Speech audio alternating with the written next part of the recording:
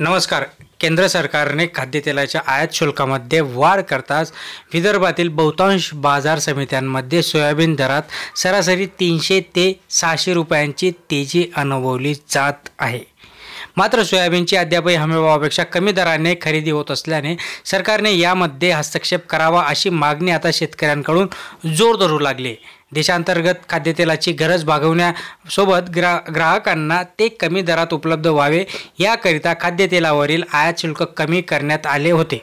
मात्र त्याचा विदर्भातील किंवा त्याचा एक वेगळाच परिणाम तेलबियांच्या दरावर झाला. सोयाबीनच्या याचा सर्वाधिक फटका बसत असताना हमीभाव 4,892 रुपये असताना 3800 ते 4,000 रुपयांनी तो खरेदी केला जात असतो. नमस्कार, मी सचिन परत एकदा तुमचं स्वागत करतो. चॅनलला अजून सबस्क्राईब केलं नसेल सबस्क्राईब करा, जास्तीत जास्त लाईक करा, शेअर करा, म्हणजे महत्त्वपूर्ण अपडेट तुम्हाला मिळत असतात.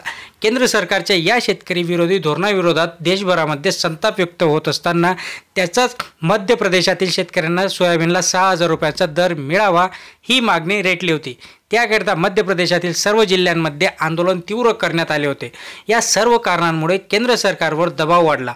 याचा फटका महाराष्ट्रासह काही राज्यांमध्ये होणाऱ्या विधानसभा निवडणुकांना बसेल अशी चिंता असताना सरकारला नेहमीच ती वाटत आहे. त्यामुळे केंद्र सरकारने नमते घेत खाद्यतेलावरील आयात शुल्कात वाढीचा निर्णय घेतला. त्यानंतर देशांतर्गत बाजारांमध्ये सोयाबीनच्या किमतींमध्ये प्रति क्विंटल 300 ते 600 रुपयांची नोंद ही वाढ होताना दिसते. चांदू बाजार अमरावती बाजार समितींमध्ये मंगळवारी म्हणजे दर 400 ते 4250 रुपये होता. त्यानंतर सोमवारी हे दर 4,000 ते 4,600 रुपयांवर पोहोचले होते. त्यामुळे या काळातील जे काही सोयाबीनमध्ये भावांमध्ये सुधारणा होण्याची आपल्याला चिन्हे दिसत आहे. दुसरीकडे बुलढाण्यामध्ये 4,000 ते 4,455 रुपये एवढा विकला जाताना दिसतोय. शेगाव बाजारील समित्यांमध्ये सोयाबीनची आवक ही 20 क्विंटल इतकी होती. आता वाशिम जिल्हा या सोयाबीनमध्ये हमी भाव मानला जात असताना सोमवारी या बाजारामध्ये सर्वाधिक 6,050 रुपये एवढा नोंदवण्यात आला.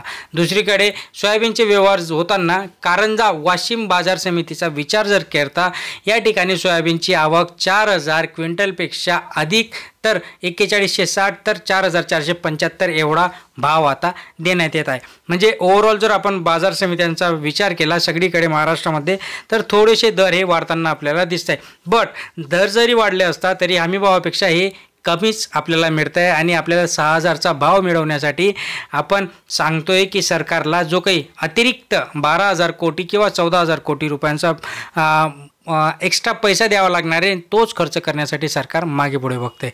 अशाच महत्त्वपूर्ण अपडेटसाठी सबस्क्राईब करून ठेवा, लाईक करा, शेअर करा. धन्यवाद.